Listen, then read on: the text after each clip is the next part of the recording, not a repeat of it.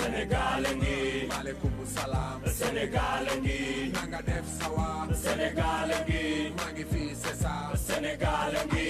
rajo Sénégal indi ay coppite ngir li gën waaye ngir li leen di bégal rajo Sénégal. voilà yegsi nañ ci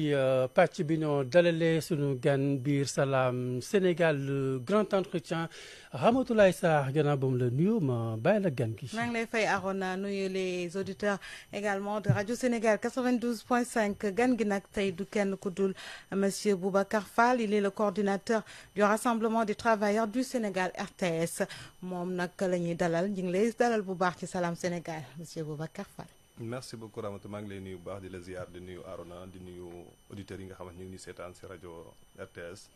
tout d'abord damay jàlle umma islamia ci li nga xamante ni mooy xalif général des Layènes bi nga xamante bu fi jógee di jàlle Sénégal ci li nga xamante ni mooy le président du conseil constitutionnel di ko ñaanal yàlla na ko yàlla yërëm te xaare ko ajana je profite de l'occasion di ko jàlle sama ancien collègue di madame Wane mu nekk directrice service juridique bu Dakar Dem Dikk di nekk doomam ñu bokkoon bërëbu liggéeykaay en tout cas maa ngi am mbégte ak kontaante lool ci studio rajo Sénégal. jërëjëf Boubacar ni ñu ko waxee tey jii nag ngeen fas yéene amal lu ñu duppee marche rouge mu di nag seen coordination boo xamante ni dafa ëmb ay liggéeykat ñoo xamante ni dañu ñàkk seen liggéey mboqee ci kërub liggéeykaay yu bëri bu ci kanamee di nga ci xuus bu baax waaye laaj bu njëkk bi mooy ndax accordé nañ leen marche bi. waaw maa ngi nuyu travailleurs yi nga xamante ni di leen dàq jamono jii nii seen bërëbu liggéeykaay te di dund lu métti jamono jii nii ak seen i njaboot. wax dëgg yàlla ba tey jii nii accordé ñu ko démb maa ngi jógee préfecture boote 18h. te suñ fi jógee directement foofu laay dem incha allah rabbi. delluwaat pour xool réponse bi. mais li ma gis mooy yéen da ngeen ne ñu accordé leen ko ou pas vous êtes déterminé pour wax ci wàcc wala. bon mbooloo xam nga moom buy dox mais man moom en tant que njiit je reste toujours républicain. xam nga nit ki buñ la tegee injustice nga bëgg ñu teg la ci yoon da nga war tegu ci yoon. dama jàpp ni daal en tant que man li nga xamante ni maa leen jiite. de toute façon lépp li nga xamante ni moom la décision bi génn dama fas yéene wax dëgg yàlla ñaan leen ñu respecté ko. mais am na li nga xamante ni moom aussi mbooloo moo ko moom dafa métti lool. dëgg la mais li may ñaan yàlla muy autorité may ñu sunu droit muy le droit d'une marche ñu jox ñu ko incha allah rabbi. ok ñu dugg bu baax ci waxtaan gi tey seen kuréel googule mën nga ñu wax liggéeykat yan bërëb ñoo fa nekk ak tamit lan moo ko waral marche bi. waaw xayma bi mi ngi toll jamono ji nii par rapport ak lu nu mettre en place parce que du nu mettre en place benn logiciel bi nga xamante ni chaque jour entreprise bu nu contacter dañuy recenser ñaata nit ñoo fa nekk ñu koy dugal mais jamono ji nii recensé nañ 30 814 salariés licenciés sur l'étendue du territoire 30 814 salariés 30 814 ci loolu bon dam koy jëlee lu mel ni FERA 26 000 personnes leen fa arrêté seen contrat xam nga ni jamono jii ni moom gars yi moom dañuy naan ay CDD mais CDD moo gën a jafee dàq sax CDI ci code du travail boo jëlee lu mel ni port il y a 781 boo jël ni SAPCO 85 boo jëlee ministère des transports 93 ministère des mines 44 Dakar Dem Dikk 27 nga dem CDC 42 nga dem université bu Thiès 600 personnes donc loolu yëpp daal bu ma limul FONGIP 13 ainsi de suite ñoom ñëpp ñi nga xamante di leen dàqee ak anam yi nga xamante dafa salfaañe muy le code du travail ci lu mu wax. mais bañ leen dàqee est-ce que tamit dëppoo nañu ak li code du travail wax jox leen par exemple seen ay ndàmpaay ak yu ni mel. loolu buñ ko defoon ñun duñ ci kaas. parce que xam nga le contrat à durée déterminée dañ ko encadré. dañoo ni nit ki dañ laa jël benn app. d'un date X pour indi Y. léegi bu sa app boobu jeexee code du travail dafa am lu mu ci wax ci article L41 L42 L43 ak L44 ba ci L47 du noonu ni su fekkente ni sa contrat mi ngi waaj a jeex 1 mois balaa sa contrat di jeex dañ la ko war a notifier ñu naan la yow Arona bi kat yow sa contrat duñ ko renouveler te chaque semaine ñu may la 2 jours pour nga dem utiwaat feneen xëy bu loolu jeexee te même bu dee amoo feneen mais article 47 dafa ni di la war a jox ndàmpaay 7% par rapport ak montant bi nga liggéey ci année googu noonu mooy prime de précarité nga daal di takklu ak kër gi ñu jox la sa attestation de travail nga dem nag pour valoir à tes droits mais loolu nag ñun loolu rek lu ñuy kaas waxuñu CDD dañ ko war a embaucher forcément mais am na ñi nga xamante ni aussi dans des entreprises lu mel ni port autonome de Dakar lu mel ni poste am na ay nit yi nga xamante def nañu plus de 4 contrats voire 3 contrats te code du travail lu mu wax mooy le CDD est renouvelable une fois su fekkente ni nguur bi fi nekkoon wala directeur yi fi nekkoon du ñu doon salfaañe yoon lu ñu doon xaar pour la cette rupture et jub-jubal jubbanti suñu fekkee ay sénégalais yu mel noonu ñi nga xamante ni gars yi duñu doon bafouer seen droit duñu doon xaar ñu réinsérer leen mais pas dàq leen. et justement yaa ngi koy wax diggante ñaari régime la gis nañ ay njiit yoo xam te ne diggante bi bu ñu ñàkkee nguur gi jël nañ ay recrutement yoo xam te ne yu bari la est-ce que cas yi ngeen amul yoo xam te ne dañ koy loger ci catégorie boobu est-ce que aussi nekkul yoon régime bu bees bu ñëwee càmbar loolu yëpp parce que aussi da ngay dem ci ay entreprises yoo xam te ne dañ fa recruter tellement que vraiment masse salariale bi dafa daal di exploser. xam nga bon pour être honnête mënuma wax ni cas yu mel noonu amul parce que nit booy wax dëgg ci la mais li ci ëpp majorité moo tax ñuy wax tax parce que ñoom majorité moo tax tey ñu nekk ay njiitu réew du sénégalais yëpp ànd ak ñoom mais la majorité de ces agents loolu amu fa su ma jëlee contrat yu mel ni par exemple au niveau de la poste am na ñi nga xamante ni ay contrat yu ma indi fii nii 6 contrats lu am mi ngi nii kii ñaar depuis 2019 mi ngi au niveau de la poste ñu renouveler contrat am kon du 2024 lañ ko dugal te pourtant njiit kilifam sax dafa bindoon directeur général yi fi nekkoon pour ñu embaucher ko parce que dafa am licence 2 ak licence 2 en banque finance donc loolu nga jël lu mel ni port autonome de Dakar am na ñi nga xamante am na 4 contrats kon depuis 2019 ñi ngi fa kon c'est pas du ay njeexital nguur gi moo tax ñu dugg fa dunoo nekk ay sénégalais kër yi soxloon leen emploi des jeunes aussi tax woon état mu bëggoon am lu mu ci def pour jox ko sénégalais mais dañu war a xam ni ñun ñëpp ay sénégalais lañu te le salaire a un caractère social su fekkente ni commencé nga di xëy am na njaboot bu nekk sa ginnaaw ñoom dañu war a def audit ba pare ñu xàmmee ñan ñoo am salaire te nekkuñu di xëy ñun défendre ñooñu mais lu ñu gën a jaaxal mooy ay nit yi nga xamante duñu doon xëy si seen bërëbu liggéeykaay de 8 heures à 17 heures wala amplitude bi leen fixé mais ñu xëy dàq leen te man mi di wax ak yéen je suis à Dakar Dem Dikk depuis le 22 mars 2016 donc c'est pas en 2024 en CDI am na ñeneen ñu nekk au niveau de la CDC CDI 42 personnes FONGIP CDI 13 personnes nga dem Promise ay CDI 35 personnes te pourtant dàq nañ ñëpp te pourtant directeur général nommé nañ ko par décret mi ngi am xaalisam am salaire am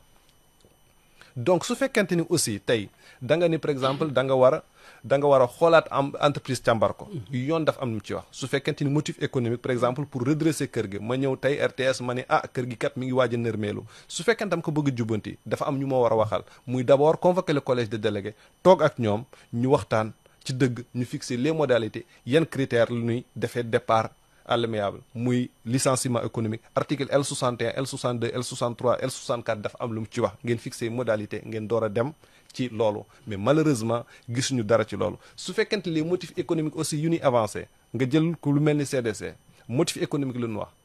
te CDC le directeur général Fadilou Keita toog na 2S nee na moom année bi def na bénéfice 100 milliards ku def bénéfice 100 milliards da nga nekk motif économique benn 2 42 agents yu mu dàq noonu dafa ni dafa leen jox xaalis de 9 à 35 millions waxul dëgg ci loolu parce que yow benn ndaw bi nga xamante ni 30 ans de service moo la dese wala 25 ans de service wala 15 ans de service di nga nangu toog yow négocier 1 an de salaire ñoom ñëpp ñi dem ñëpp 1 an de salaire li leen fay te yow su fekkente ni aussi da nga ni ñooñu duñu ay liggéeykat te pourtant dàq na ki nga xamante ni moom la ñu primé meilleur agent commercial au niveau de la CDC si année 2024. mais yéen est-ce que jëm ngeen a rapproché wu ci kilifa yi ba lii yëpp amee wala sax da ngeen ut ay avocat yu leen toogal pour jël dossier bi en main nan ngeen procéder. waaw rassemblement bi loolu moo tax ñu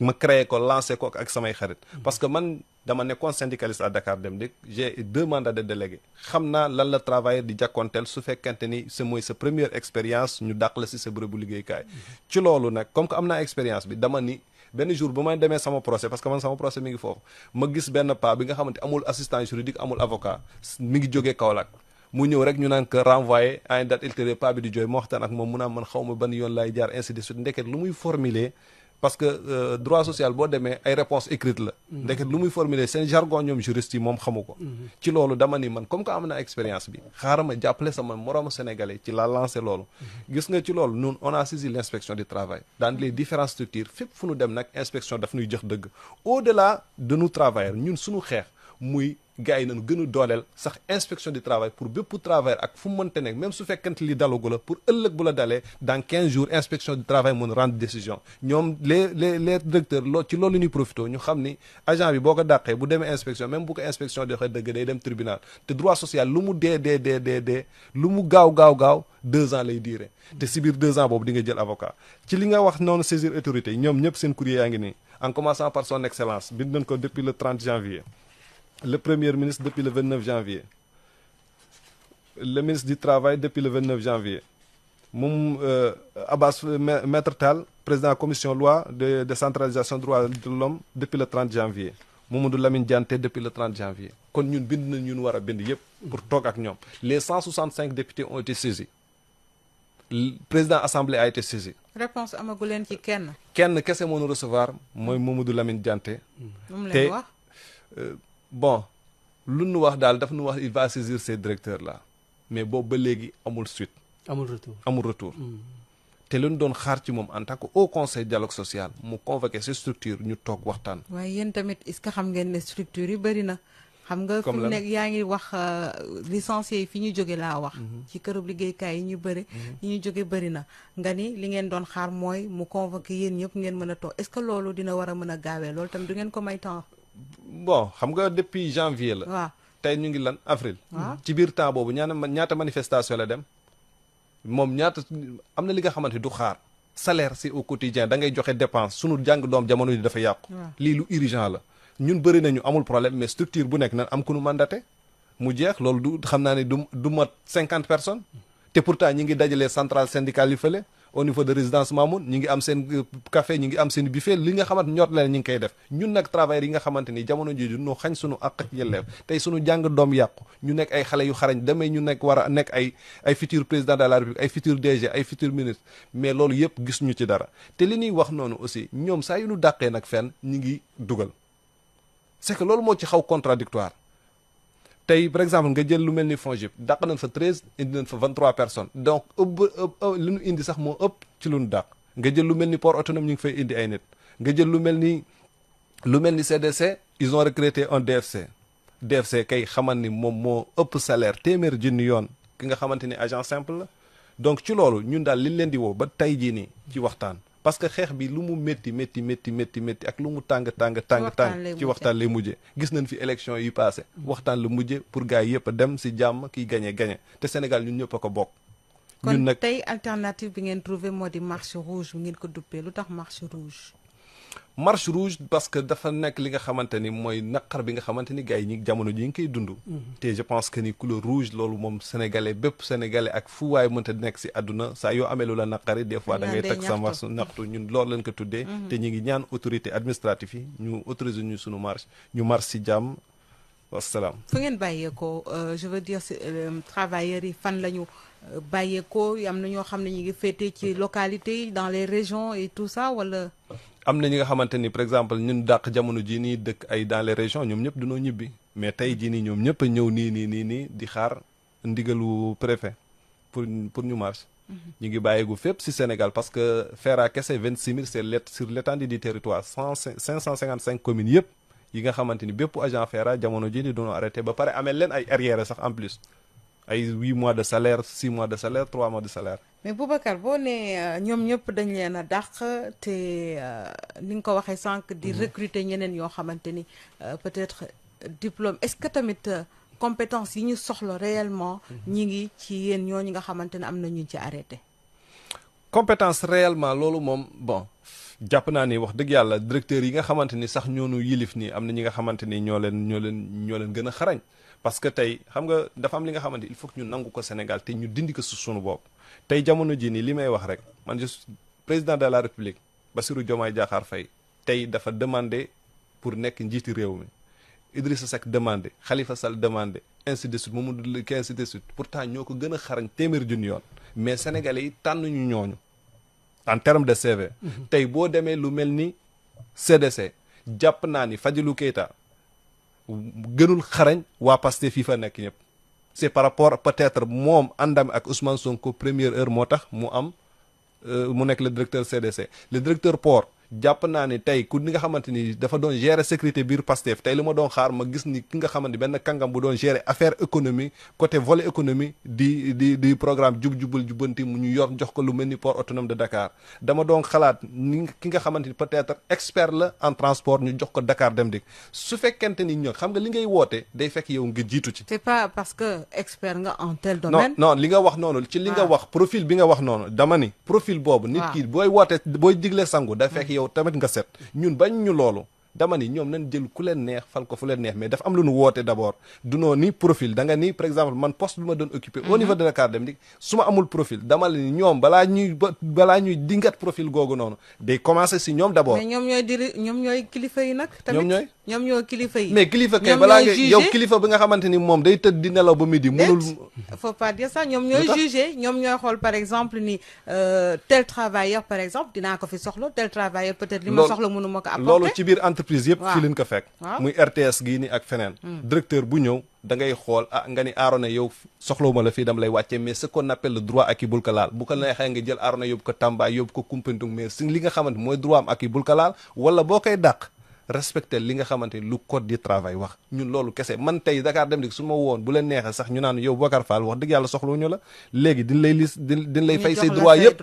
nga dem sa yoon laa du ma am lenn lu dara amu ci loolu dara amu loolu yoon moo ko permettre yow sa cas personnel laa wax Dakar Dem Dikk loolu dara amu ci yow dañ la woo rek ne la acca on arrête. non man ba léegi sax licencié wuñ ma loolu moo gën a garaaw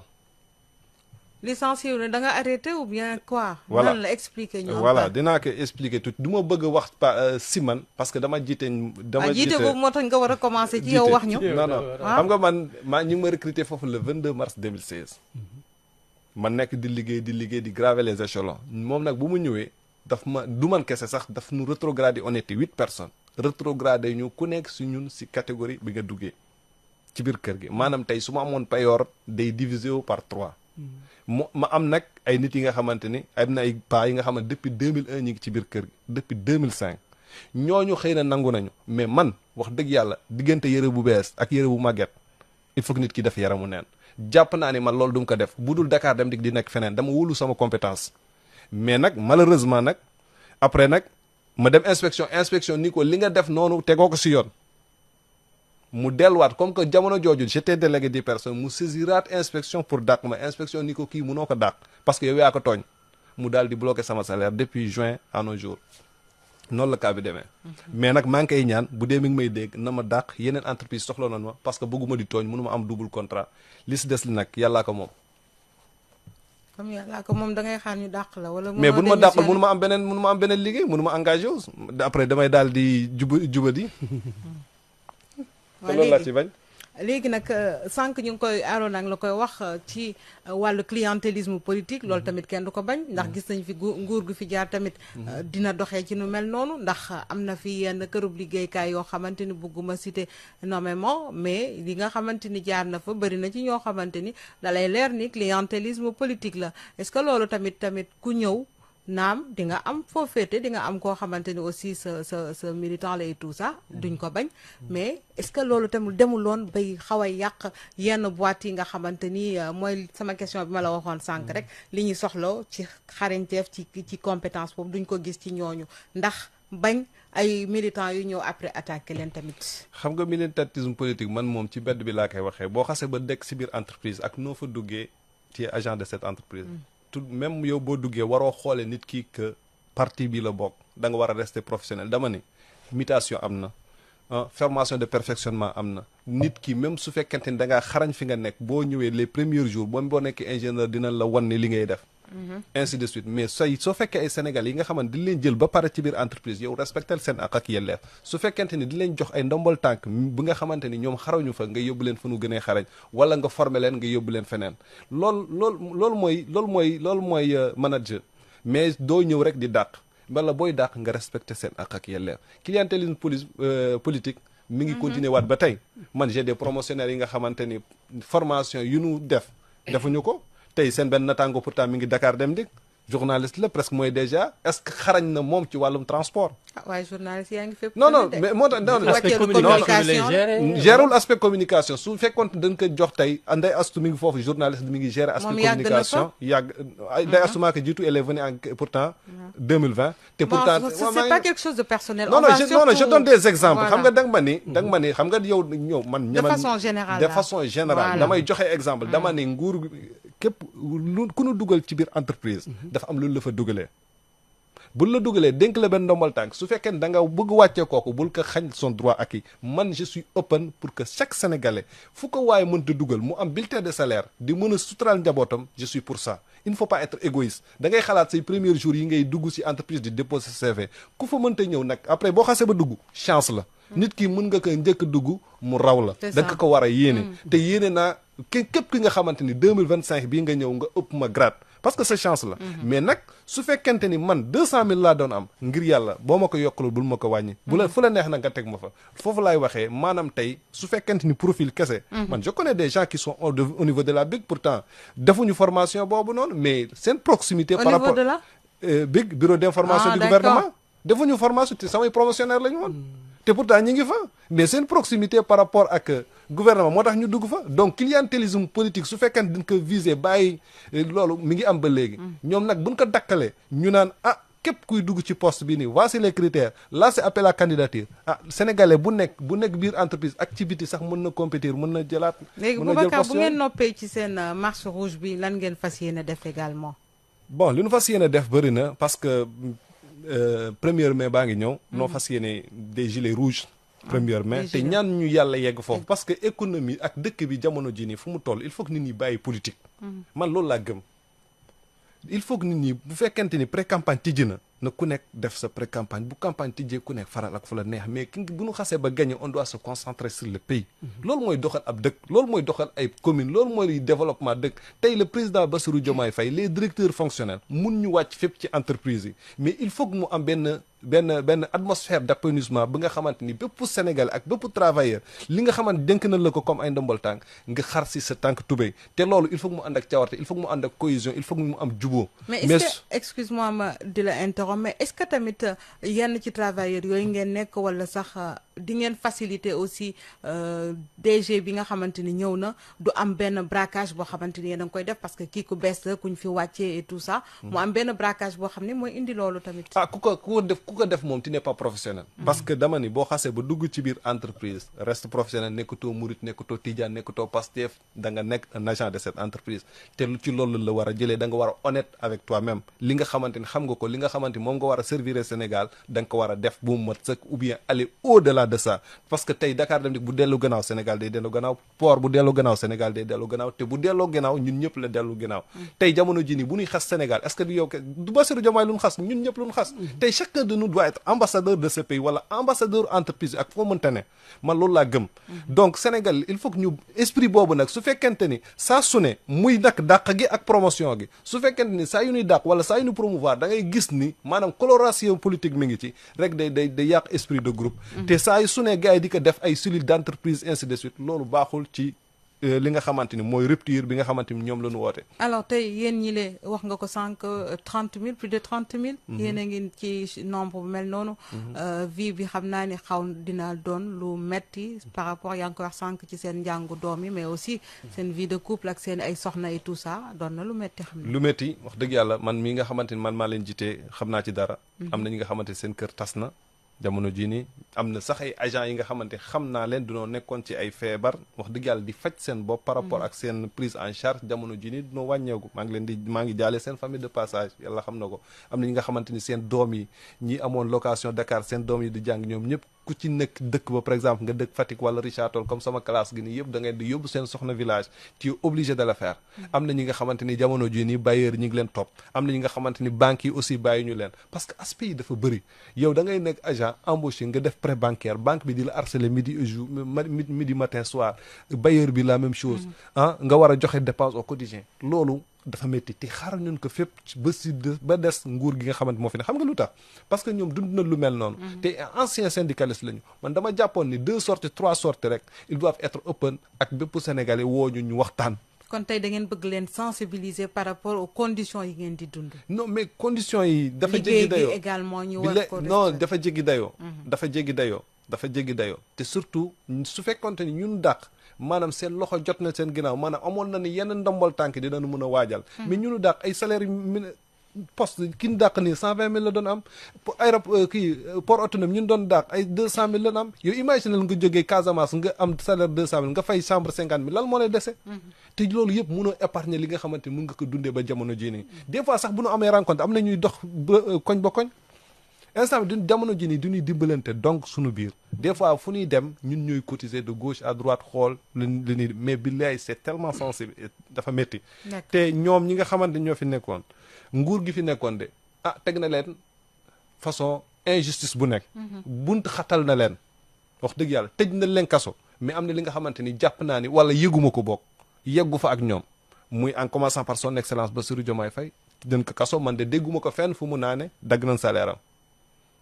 Fadilou Keita def na 14 mois kaso mais bu mu génnee wax dëgg yàlla fay nañ ko salaire am yëpp ak prime yu mu waroon am yëpp te liggéeyu ko 54 millions si biir kaso lañ ko fekk jox ko caabi këram coopérative Bambilor et pourtant def na ay fautes yu gën a doy waar loolu te donc ci loolu ñoom ñëpp ñi nga xamante Ousmane Sonko dafa nekk le premier ministre Ousmane Sonko nekkoon na syndicaliste tey dafa xeex ni ñun xeexal ak yelleef inspecteurs yi ba tey nawuñu benn agent administration de l'État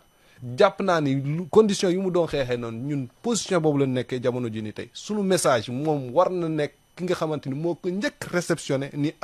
j'étais dans ces positions là saa yu ma waxee bëggoon naa nguur état central woo ma déglu ma mu wax ak man mu xool li nga xamante ni mën na ko saafara à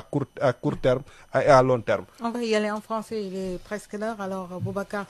Fall, je rappelle que vous êtes coordinateur du rassemblement excusez-moi, des travailleurs du Sénégal. Vous comptez faire une marche aujourd'hui, vendredi, une marche rouge, vous l'avez dénommée. Ouais. Est-ce qu'on peut savoir si cette marche a été autorisée? Merci beaucoup, Ramatoulaye. Non, cette marche n'est pas encore autorisée. Hier, j'étais au niveau de la préfecture de 15h jusqu'à 18h, mais l'autorité m'a dit de passer aujourd'hui à 9h. Mais nous faisons confiance à notre administration, nous faisons confiance à notre justice et nous sommes à l'écoute. Dès que nous délivre l'autorisation, nous allons faire cette marche. Que comptez-vous faire s'il n'y a pas autorisation? Bon, en tant que responsable, en tant que coordinateur de tous ces travailleurs licenciés, bon, j'exige le respect des droits et le respect de l'administration. Même si l'administration n'est pas juste sur certaines décisions,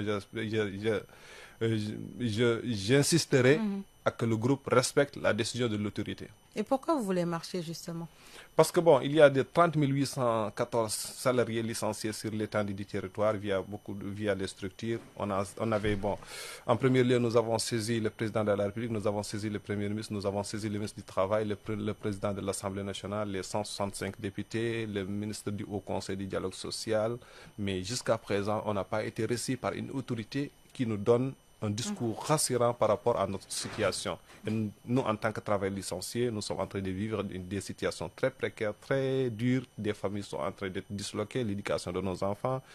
Bon, c'est pourquoi on a lancé un marche pour que l'autorité, au moins, voit ce que tous ces salariés sont en train de vivre. Parce que nous ne allons pas sortir seuls, nous allons sortir avec nos enfants, nous allons sortir avec nos femmes et nos parents. Et à l'issue de cette marche, vous comptez faire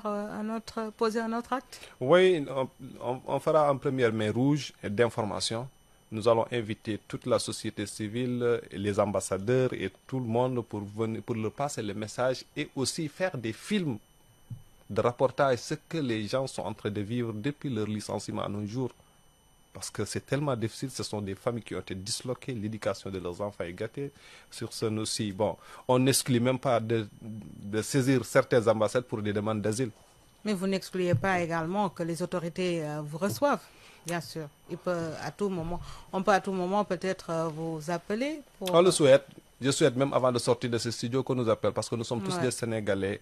Quelle que soit la forme du lutte qu'on va faire, bon, on se retrouvera autour d'une table et le Premier ministre a appelé au dialogue.